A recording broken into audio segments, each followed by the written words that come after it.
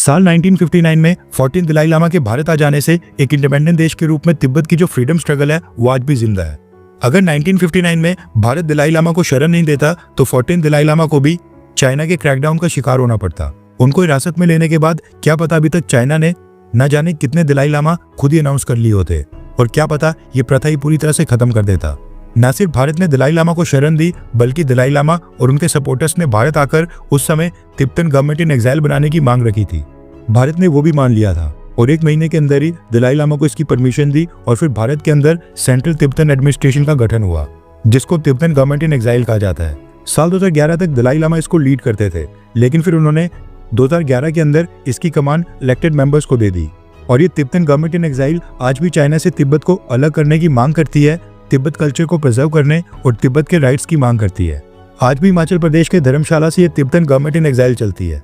इसलिए कहना गलत नहीं होगा कि तिब्बत की आज़ादी का जो स्ट्रगल है उसमें भारत की भी काफ़ी अहम भूमिका है, और चाइना को कहीं ना कहीं इस बात का भी काफ़ी गुस्सा है कि भारत अंदर ही अंदर से तिब्बत की आज़ादी को हवा देता रहता है।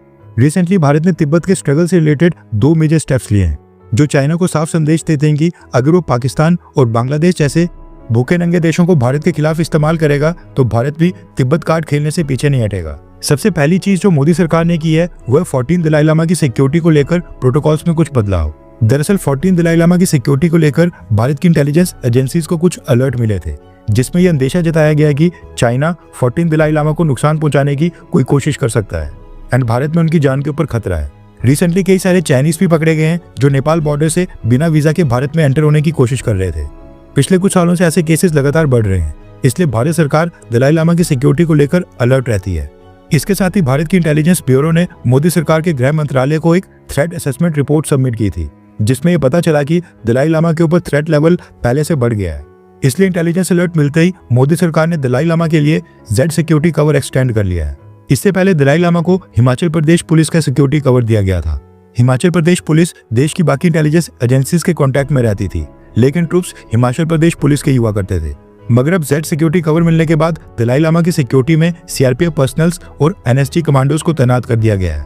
सीआरपीएफ की टीम में कमांडोज, क्लोज प्रोटेक्शन ऑफिसर्स और एस्कॉर्ट प्रोवाइड की गई है। इसके साथ ही लोकल पुलिस की भी प्रोटेक्शन टीम साथ में होगी, जो देश में कहीं भी ट्रैवल करने के ऊपर 24 घंटे दलाई लामा की सिक्योरिटी में तैनात होगी। यह अप्रूवल मोदी सरकार ने फरवरी महीने में दे दिया था एंड अब तो दलाई लामा जी को सिक्योरिटी कवर मिल भी गया होगा। भारत में सबसे टॉप सिक्योरिटी कवर एसपीजी का है, यानी कि स्पेशल प्रोटेक्शन ग्रुप। उसके नीचे Z+ और फिर तीसरे नंबर के ऊपर Z कैटेगरी का सिक्योरिटी कवर आता है, जो कि आमतौर पर chief ministers, deputy chief ministers या फिर कुछ प्रोमिनेंट लीडर्स को ही मिलता है, और यही Z security cover Dalai Lama को दिया गया है। ये तो थी पहली न्यूज। तिब्बत कल्चर से संबंधित एक और न्यूज निकल कर आ रही है, और ये भी मोदी सरकार का बहुत ही बोल्ड स्टेप है। रेफरेंस के लिए आपकी स्क्रीन के ऊपर आर्टिकल का स्क्रीनशॉट है। न्यूज निकल कर आ रही है कि भारत सरकार ने फैसला किया है कि बुद्धिस्ट मॉनेस्ट्रीज को भारत के एजुकेशन सिस्टम के साथ जोड़ा जाएगा। भारत सरकार के एजुकेशन डिपार्टमेंट ने बुद्धिस्ट मॉनेस्ट्रीज के रिप्रेजेंटेटिव्स के साथ मिलकर एक नया स्कूल करिकुलम तैयार किया है, जो बुद्धिस्ट मॉनेस्ट्रीज के अंदर पढ़ाया जाएगा।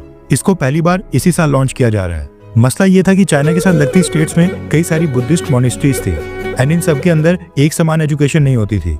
इस नई एजुकेशन पॉलिसी का मकसद है सभी बुद्धिस्ट मॉनेस्ट्रीज में एक समान एजुकेशन सिस्टम को इंट्रोड्यूस करना एंड इसी के साथ चाइना के बॉर्डर के पास बुद्धिस्ट धार्मिक केंद्रों के अंदर भारत के लिए देशभक्ति को बढ़ावा देना। 1950s में जिस समय चाइना तिब्बत के ऊपर क्रैकडाउन कर रहा था, उस समय बुद्धिज्म का जन्म स्थान होने और कई सारी हिस्टोरिक मॉनेस्ट्रीज भारत के अंदर होने के कारण तिब्बत से हजारों लाखों लोग भारत में शरण लेने आए थे, जिसकी वजह से भारत में कई सारी मॉनेस्ट्रीज और रिलीजियस स्टडी सेंटर बन गए। इसमें से कई सारी ऐसी मॉनेस्ट्रीज हैं जिनके ऊपर अभी भी चाइना का प्रभाव है, लेकिन अब भारत चाहता है कि तिब्बत कल्चर और बुद्धिज्म धार्मिक शिक्षा को चाइना के प्रभाव से अलग रखा जाए। कई सारी मॉनेस्ट्रीज ऐसी भी हैं जहां पर मॉडर्न सब्जेक्ट्स और इंग्लिश लैंग्वेज भी सिखाई जाती है, लेकिन इन सभी मॉनेस्ट्रीज के कोर्सेज में कंसिस्टेंसी नहीं थी। जिसका जैसा मन है वो अपने हिसाब से मॉनेस्ट्रीज को चला रहा था। लेकिन अब नए कोर्सेज आ जाने के बाद इनमें मॉडर्न सब्जेक्ट्स के साथ साथ भारत के बारे में और भारत के इतिहास के बारे में भी पढ़ाया जाएगा। इसके साथ ही नए सिलेबस में यह भी ऐड किया गया है कि प्राचीन इतिहास में बुद्धिज्म का भारत के साथ क्या लिंक है, और स्पेशल फोकस इस बात के ऊपर दिया गया है कि तिब्बत का जो ये पूरा फ्रीडम स्ट्रगल है, इसमें चाइना ने क्या दुष्कर्म किए हैं, फ्रीडम स्ट्रगल को कैसे दबाने का प्रयास किया और भारत का इसमें क्या रोल है। इस बात के ऊपर फोकस किया गया कि भारत ने किस तरह से तिब्बत के कॉज के लिए दलाई लामा और उनके फॉलोअर्स का साथ दिया था। चाइना के साथ भारत के 3000 किलोमीटर लंबे बॉर्डर के पास स्थित 20 मॉनेस्ट्रीज ने इस नए करिकुलम को अपनाने में सहमति दे दी है, जबकि बाकी मॉनेस्ट्रीज को भी इसी साल के दौरान धीरे धीरे शामिल किया जाएगा।